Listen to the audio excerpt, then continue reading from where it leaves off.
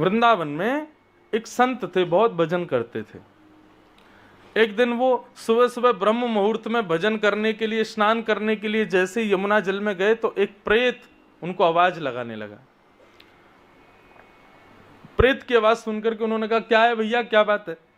प्रेत ने कहा, महाराज मैं यमुना पल्ली पार गांव से आया हूं। एक बार बाढ़ आई थी बहुत वर्षों पूर्व, तो उस बाढ़ में सोते हुए हमारा पूरा गांव यमुना जी के जल के चपेट में आ गया और हम सब की मृत्यु हो गई थी। हम सब प्रेत बन गए हैं। महात्मा बोले, अच्छा तुम प्रेत हो? बोले, हाँ जी मैं भी प्रेत हूं, मेरा पूरा गांव प्रेत बना हुआ है, सब हम लोग पल्ली पार रहते हैं।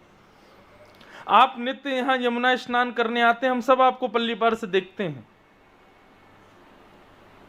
संत बोले, मुझसे क्या काम है आपको? बोले, काम केवल इतना है कि जब कभी भी आपके प्राण निकले ना। बोले, अच्छा, तो प्राण निकलने पर आपका अंतिम संस्कार आपके शिष्यगण जहां कहीं भी करें उनसे मना कर देना, उनसे कहना आपका अंतिम संस्कार पल्ली पार हो जहां पे हम लोग रहते थे। संत बोले, क्यों? बोले, आपने इतना भजन किया है महाराज, आपने इतनी कथाएं गाई हैं, इतनी कथाएं पढ़ी हैं, इतने वैष्णवों को आपने उद्धार किया है, आप नित्य तिलक लगाते हैं, नित्य यमुना स्नान करते हैं, आपका शरीर इतना पवित्र हो चुका है भजन के प्रताप से कि यदि वो पल्ली पार जाकर के उसका अंतिम संस्कार हुआ तो आपके अंग से निकलने वाले धुएं से, आपके चिता से प्रकट होने वाले तेज से हम सब मुक्त हो जाएंगे। संत ने कहा, वास्तविकता है? बोले, बिल्कुल वास्तविकता है। तो आप केवल अपने शिष्यों से अपनी अंतिम इच्छा इतनी कर दीजिएगा कि आपका अंतिम संस्कार पल्ली पार जाके करें। तो संत ने अपने सब शिष्यों से कहा, भाई देखो बुढ़ापा आ गया है, अब मेरा जीवन कभी भी नष्ट हो सकता है, तो मेरी एक अंतिम इच्छा सुन लो, वो जमुना पल्ली पार जो बंजर जमीन है वहां पर मेरा अंतिम संस्कार करना, इधर मत करना। शिष्यों ने कहा, ठीक है। 10-5 साल बाद जब गुरु जी पधार गए तो शिष्य सब उनको लेकर के गए पल्ली पार और वहीं चिता लगा करके उनका अंतिम संस्कार किया। तो जैसे ही अंतिम संस्कार किया तो महाराज एक चिता यहाँ जल रही है और देखते ही देखते शिष्यों ने देखा दिव्य दिव्य ज्योतियां प्रकट हो रही हैं, किसी वृक्ष से, किसी पौधे से, किसी जमीन के किसी कोने से, इस प्रकार असंख्य ज्योतियां उस चिता के धुएं के साथ में आकाश मंडल को प्रस्थान कर गए। मतलब सब मुक्त हो गए। शिष्यगण सब वापस आ गए। जो प्रमुख शिष्य था जिसने अपने गुरुदेव को मुखाग्नि दी थी, वो आकर के रात्रि में जैसे ही लेटा तो एक प्रेत उसके पास आया और उस प्रेत ने आकर के कहा कि भगवान मेरे साथ बहुत बुरा हुआ। बोले, क्या हो गया? बोले, आपके गुरुजी का अंतिम संस्कार हुआ था पल्ली पर। बोले, जी। बोले, उसमें मेरा पूरा गांव, पूरा खानदान, पूरा परिवार तो मुक्त हो गया, मैं रह गया। तुम कैसे रह गए? बोले, मैं कहीं घूमने चला गया था। तो बोले, अब क्या करें? बोले, गुरुजी तो चले गए, अब तो कुछ हो नहीं सकता। तो उस प्रेत ने कहा, बोले, एक उपाय है। बोले, आपके गुरुजी का भजन इतना था कि भले ही वे चले गए हों, उनकी चिता भी राख बन गई हो, आप जाकर के सादा लकड़ी उनकी राख में लपेट करके, उनकी राख में बोर करके उस सादा लकड़ी को भी यदि मुखाग्नि दोगे, अग्नि जला दोगे, उससे भी मैं मुक्त हो जाऊंगा, लेकिन आप कर दो। तो जली हुई भस्म चिता के ऊपर सादा लकड़ियां रख करके उस पर जैसे ही अग्नि प्रज्वलित की तो वो प्रेत भी मुक्त हो गया वहां से। इसलिए कहते हैं भजन करो, इसलिए कहते हैं तिलक लगाओ, इसलिए कहते हैं पवित्र रहो, इसलिए कहते हैं कंठी माला पहनो, इसलिए कहते हैं हरि स्मरण करो, क्योंकि अकेले तुम्हारा कल्याण नहीं होने वाला है उससे। हमारी मृत्यु की चिता की भस्म भी, हमारी मृत्यु की चिता से उठने वाले धुएं से भी ना जाने कितने प्रेत तो इसी आस में बैठे रहते हैं कि व्यक्ति भजन इतना करे, जब इसके प्राण निकले तो हम भी इसके साथ चले जाएं, इसके भजन के प्रताप से। चलम प्राणम, प्राण चलायमान है, नहीं रुकेंगे। पहली वस्तु जिसको हम अपने से कभी दूर नहीं करना चाहते वो है लक्ष्मी, लेकिन चली जाती है। दूसरी वस्तु जिसको हम अपने से कभी दूर नहीं करना चाहते वो है हमारे प्राण, लेकिन कितना भी बचा लेना, कितना भी च्यवनप्राश खा लो, कितने भी दूध पी लो, कितने भी मोती पिष्टी खा लो, कितने भी पतंजलि की दवाइयां औषधियां दिन रात लेते रहो, मृत्यु तो आएगी। जिस दिन सज धज कर मौत की शहजादी आएगी, न सोना काम आएगा न चांदी आएगी, कुछ भी काम नहीं आएगा उस समय। मृत्यु के समय कुछ काम नहीं आता है। मृत्यु तो मैंने पहले ही कहा अटल सत्य है हमारे जीवन का।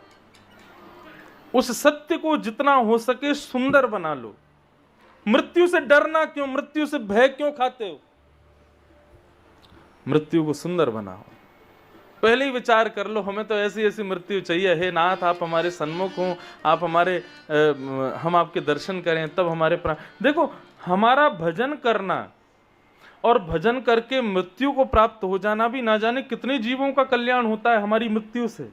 विश्व का सबसे प्रसिद्ध डांसर माइकल जैक्सन, वो एक ही चीज चाहता था कि उसके प्राण ना निकले, वो कभी बूढ़ा ना हो। संपत्ति की कमी नहीं, पैसे की कमी नहीं, नाम शौहरत की कमी नहीं, फैन फॉलोइंग की कमी नहीं। जिस जमाने में माइकल जैक्सन था उस जमाने में सोशल मीडिया भी नहीं था। उस जमाने में लोग इतने दीवाने थे उसके। क्या नहीं था उसके पास जो मानव को चाहिए? पृथ्वी पर सब कुछ था। काला था तो उसने इतना वो कराया, अपनी प्लास्टिक सर्जरी, गोरा हो गया। लेकिन इतनी संपत्ति होने के बाद भी अपनी मृत्यु को नहीं टाल पाया और असमय में मृत्यु हुई, क्योंकि चाहता था मेरी लंबी आयु हो, मैं अजर अमर हो जाऊं। अच्छा, ये जितने भी कहना नहीं चाहिए, कोई बुरा ना माने, किसी के हृदय को ठेसने में माइकल जैक्सन को राक्षस नहीं बोल रहा हूं, लेकिन हमारे भागवत आदि ग्रंथों में जितने भी राक्षस थे, इन्होंने भी तो यही मांगा था भगवान से कि हम अमर हो जाएं, हम कभी मरे ना। रावण को देख लो, कुंभकर्ण को, ये हिरण्यकश्यप को देख लो, कंस को देख लो, सबने क्या मांगा? तप किया और तप के बदले क्या मांगा? कि हम अमर हो जाएं। राक्षसत्व का गुण होता है ना मरने की इच्छा रखना। और वहीं आप स्वामी विवेकानंद को देखो, अपनी अल्पायु में प्राण त्याग दिए। और तो छोड़िए, आदि गुरु शंकराचार्य बहुत कम आयु में अपने प्राणों को त्याग दिया। और जिस आयु में बच्चे ऐशो आराम करते हैं, थोड़े भोग विलासों में लगे रहते हैं, उस आयु में तो शंकराचार्य जी पूरे विश्व को धर्म सनातन क्या है बता करके चले गए। तो ये देखा गया कि धर्मावली व्यक्ति, भजनानंदी व्यक्ति और सृष्टि को अपनी एक नई दिशा देने वाला व्यक्ति ज्यादा जीने की इच्छा नहीं रखता। लेकिन भोगी, पामर, विलासी व्यक्ति, उसकी इच्छा क्या रहती है कि मेरी आयु बहुत हो, लंबी हो, मैं बहुत जीऊं। पर भगवत भजन करने वाले व्यक्तियों की इच्छा नहीं होती। वो तो बस ये चाहते हैं अल्पायु हो, लेकिन उस अल्पायु में भी ठाकुर जी का दर्शन हो जाए, ठाकुर जी का अनुभव हो जाए, हमसे कोई पाप ना हो, हमसे कोई दूषित कृत्य ना हो, ऐसी भावना रखते हैं। तो चला लक्ष्मी चलम प्राणम। और तीसरी चीज जिसको हम कभी अपने से दूर नहीं करना चाहते, चलम जीवत यौवनम, युवावस्था। युवावस्था ये भी हम कभी नहीं चाहते कि हमसे दूर हो। क्यों? क्योंकि युवावस्था में सब कुछ बड़ा बढ़िया होता है। कुछ भी खाओ कोई टेंशन नहीं, कुछ भी पहनो कोई टेंशन नहीं, कुछ भी करो कोई टेंशन नहीं, कैसे भी रहो कोई टेंशन नहीं। सब चाहते हैं कि हम सदा युवा बने रहें, लेकिन नहीं हो पाता। दुनिया भर की क्रीम लगा लेंगे, दुनिया भर के ना जाने क्या क्या चीजें मुंह पे लगाते रहेंगे। माताएं तो लगाती हैं, चलो श्रृंगार है, भाई लोग भी लगाने लग गए हैं आजकल। पता ही नहीं चलती है कि स्त्री है कि पुरुष है, अंतर ही नहीं समझ में आता है। ऐसे विचित्र वेशभूषा बना करके रहते हैं आजकल के युवा भाई लोग भी, बस पूछो मत। और क्या चाहते हैं? हम सदा युवा बने रहें। कई बार तो ऐसा होता है कि इतनी युवावस्था चढ़ जाती है बेचारों को, हो गए 70 साल के, लेकिन अब भी युवा ही बने डोल रहे हैं। अब भी यही चाहते हैं कि हम युवा हैं, हम तो वैसा ही भाव है हमारा। अमेरिका में एक बार मैं था तो 60 साल की एक माता जी थी, उनको मैंने आंटी बोल दिया, वो 3 दिन तक मेरे से बात नहीं करी उन्होंने। तुमने मुझे आंटी कैसे बोला? क्यों? अरे भले ही चेहरे से लग रही हूं मैं, लेकिन मुझे ऐसा प्रिटेंड मत कराओ कि मैं वृद्ध हूं। मैं अभी भी युवा हूं, मैं ऐसी हूं। वह क्यों चाहते हैं हम लोग? चलम जीवत यौवनम, युवावस्था चाहने से भी नहीं रुकेगी, एक दिन चली जाएगी। मुंबई दिल्ली में तो आज भी आजकल नए बालक फिर भी बड़े संभल के रहते हैं। बड़े बूढ़ों को देखो तो महाराज, उनको देख के लगता है राम राम, ये क्या कर रहे हैं, किस स्थिति में रह रहे हैं। 70 साल के हो गए, 80 साल, अब भी फटी जींस पहन के घूम रहे हैं। ऐसा दिखाते हैं हम युवा हैं, हम अभी जवान हैं।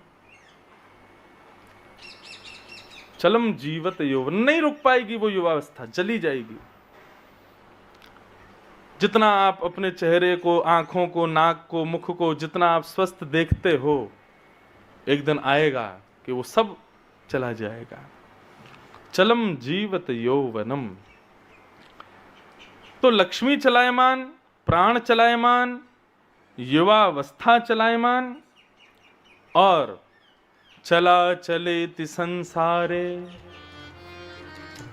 संसार में अपने अपने कहने वाले, ये मेरा, ये मेरा, ये मेरा कहने वाली जितनी भी वस्तुएं हैं, चाहे वो घर हो, गाड़ी हो, पत्नी हो, बच्चे हो, पिता हो, माँ हो, कुछ भी क्यों ना हो, एक दिन सब चला जाएगा। और जाएगा नहीं तो केवल एक वस्तु जिसको तुमने कभी अपना माना ही नहीं, धर्म एको ही निश्चला। वो धर्म कभी तुम्हें छोड़ के नहीं जाएगा। चाहे तुम वृद्ध हो जाना, चाहे तुम निर्धन हो जाना, चाहे तुम अलक्ष्मी हो जाना, चाहे तुम्हारे माता पिता, तुम्हारी पत्नी, बच्चे कुछ भी छोड़ दें, तुम्हारी युवावस्था छोड़ के चली जाए, लेकिन वो धर्म जो तुम्हारा है वो तुमको कभी नहीं छोड़ेगा। निर्धन रहोगे तब भी वैसा ही रहेगा, धनवान हो जाओगे तब भी वैसा ही रहेगा। धर्म एको ही निश्चल। और धर्म क्या है? रामो विग्रहवान धर्म। श्री राम ही धर्म है, श्री कृष्ण ही धर्म है।